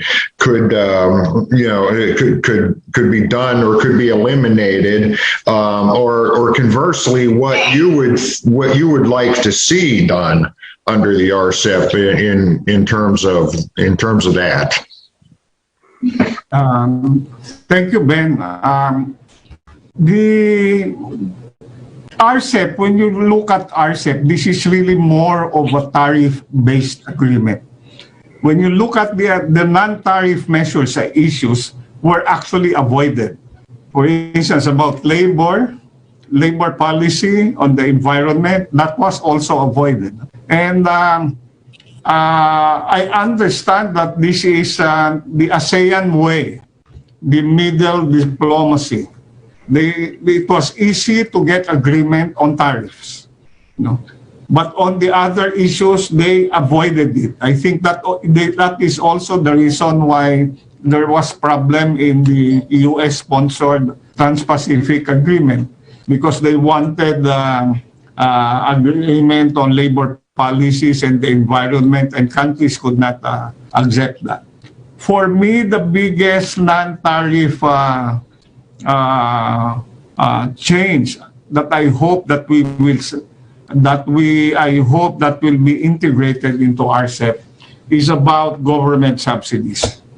It is silent on government subsidies on state corporations, and it means a lot also for China because many of its leading companies are state-owned. So because it is state-owned, you can see that the advantage of these companies in competing. We have seen those kinds of state subsidies we are doing with the economic before they are able to compete.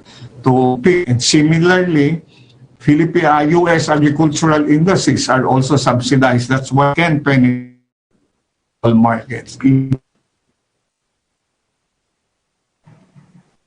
We're losing you a bit, Mr. Pascual. You're in and out. I am sorry, what happened? We lost you for a bit. Okay.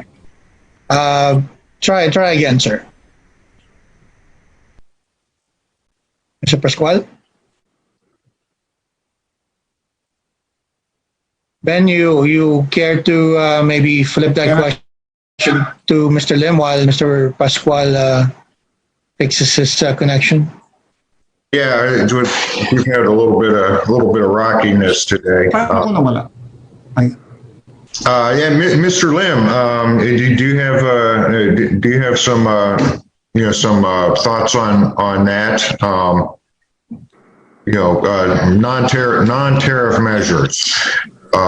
What needs to be adjusted? I thought the point about subsidies that Mr. Pascual made was pretty good. Would you agree with that, especially since you're very involved in the agricultural business? Yeah, Ben. One of the most important and sensitive issues is really the agriculture. The reason why Thailand is very competitive in exporting the rice because they are fully subsidized. In the Philippines, we are not yet fully subsidized, and then for the importation of rice, I think right now everybody can import rice as long as they pay the 30% tariff. But the farmers here are saying that the 30% tariff may not be enough.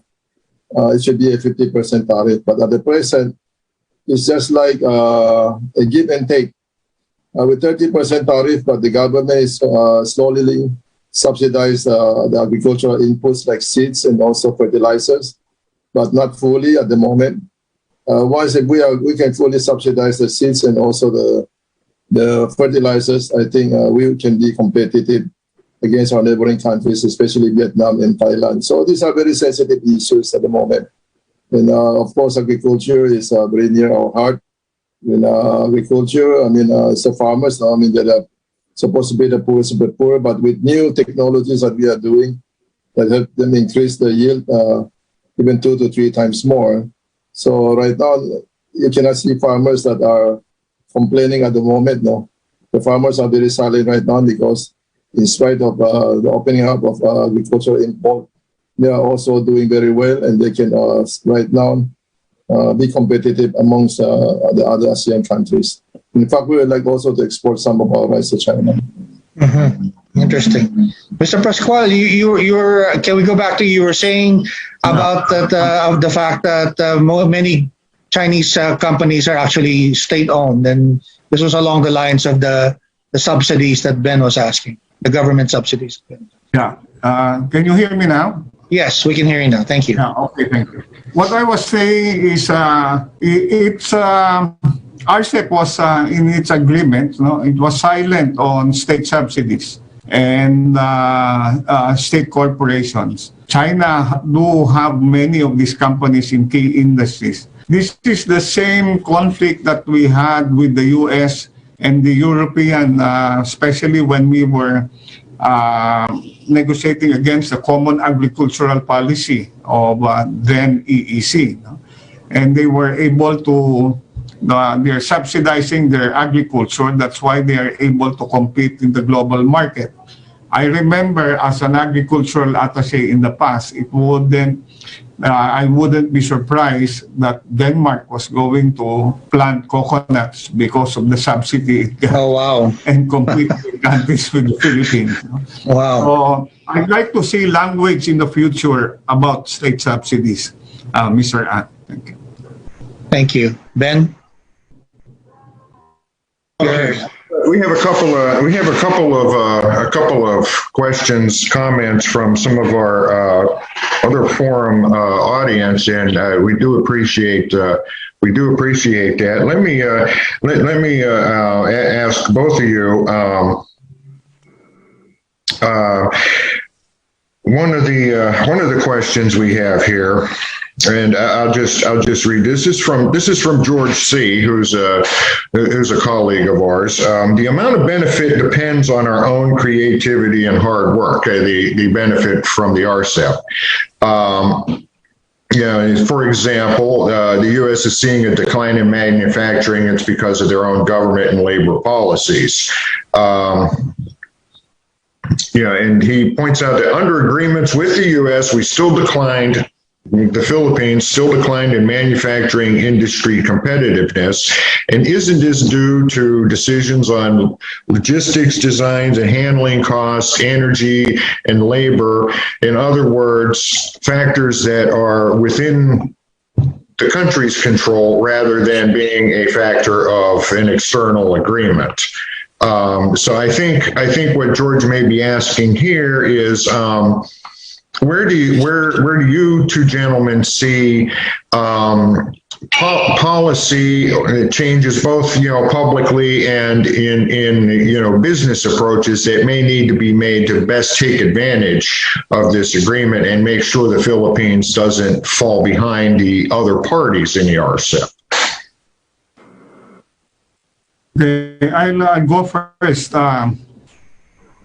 Ben. For me, these are largely caused by unpredictable government policy. This is where we are facing every year. Now we're facing we're having another elections. And every year, every 6 years, there's a different direction.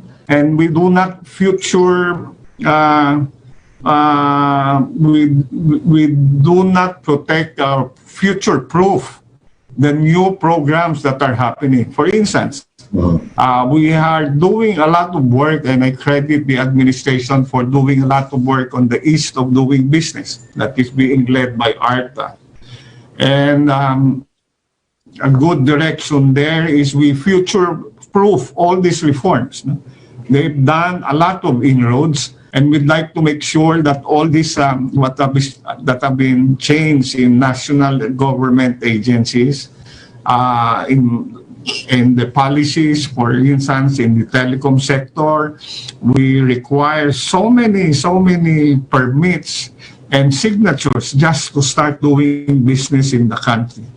That's one of the reasons we are falling behind the global competitiveness, and as measured by the Global Competitiveness Index.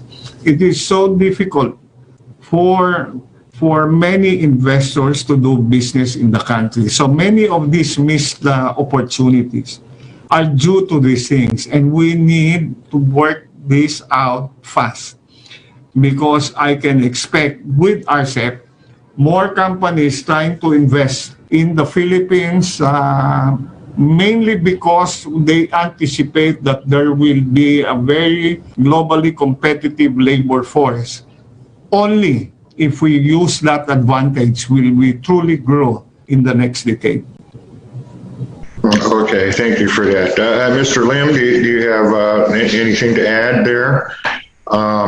Do you agree that government is, or government policy is the biggest hurdle?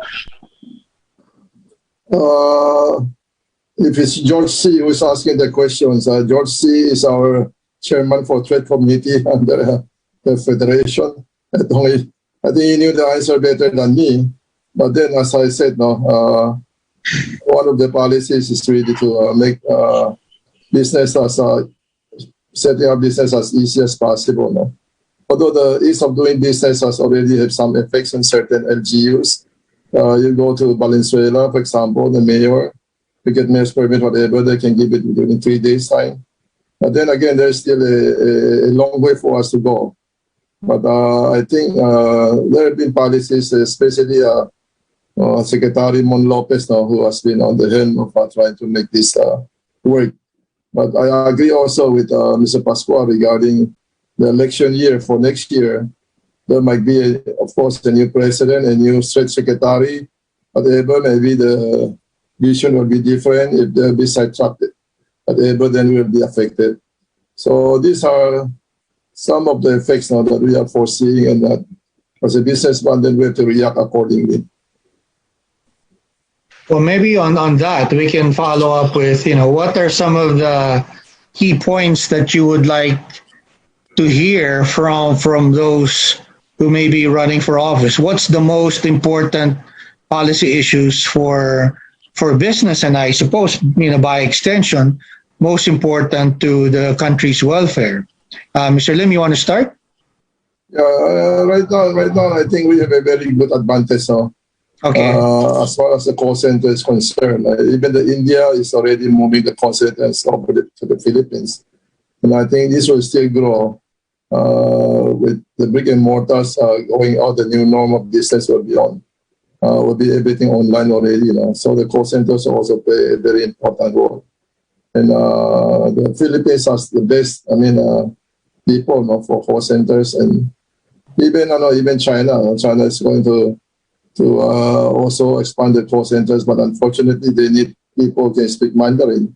So this is also another thing that we really have to look upon. And the Philippines the Filipinos are very good in linguistics now. Mm-hmm. Right now, even the Federation, we train hundreds of college students for Mandarin for 4 years, and then we employ them to different Filipino Chinese schools, and they are teaching Mandarin at least for the elementary, and then we're trying to go into high school already. So if we can do a plan to have more people learning Mandarin, that will be an added advantage to us. Interesting.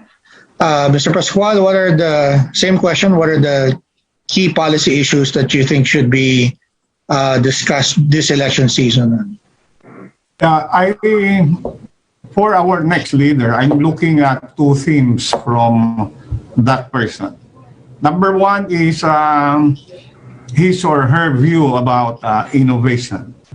You know, we always talk, government talks about innovation, but you know, it does not put its money where its mouth is. For instance, I'll give you an example too. We have a very breakthrough law called the Philippine Innovation Act. That was passed about 3 years ago, and it committed a small amount of money, 1 billion pesos. But at least it was a start. And guess what? They've released 100 million pesos. And you expect that to let the startups grow with 100 million pesos. It's really a pittance, not even $5 million. No? And then we spend so many billions on other programs. Right. We wanted to, government wanted to talk about digitalization as the way to go for post-pandemic. And the Congress refused to give the necessary budget from DICT. It requested for 18 billion to complete the national broadband. So there's connectivity not only for business but for education and health. And they gave them last Congress 900 million to complete the broadband. So it's there is nothing consistent. So I'd like to see a president leading that. And second, one area I'd like to see our new leader is how he or she views agriculture. Okay. We are so behind agriculture. This is surprising when I looked at last night the figures in agriculture. We have the richest agricultural lands. And we are not even 1/5 of what Indonesia, Thailand, and Malaysia has. We are so far behind. I believe a great number of our people in terms will be risen from poverty if we address agriculture very well. Well, you know, we have a lot more to ask, but again, that is the only time that we have for today. So I'd like to wish to thank our speakers, Ambassador Huang, President Ruben Pascual of the PCCI, and of course, President Lim from the Chinese Federation. By the way, Dr. Lim is, if you remember, the one of the winners or the recipients of the Dr. Jose Rizal Awards for Excellence given by the Manila Times a long time ago. Sir, if you remember, we met then, and I'm glad to see that you're doing well, sir. Yes, thank you for the award. We treasure that award. We treasure it very dearly. Thank you again for the award. Thank you. So Ben, thank you very much, and thank you everyone watching this forum today. And please join us at the next Business Forum of the Manila Times. Good morning and thank you. Thank you, Mr. Ang. Thank you, Ben. And thank you, Henry. Thank you, Mr. Pascual. Thank you, Klink. Thank you, Ben, and everybody. And thank you for having us. Thank you. Salamat po. I'll tell my dad you said hi also. Okay. Sige po. Try to patronize our rice, by the way. Yes, of course. We should have a different event. I was talking about your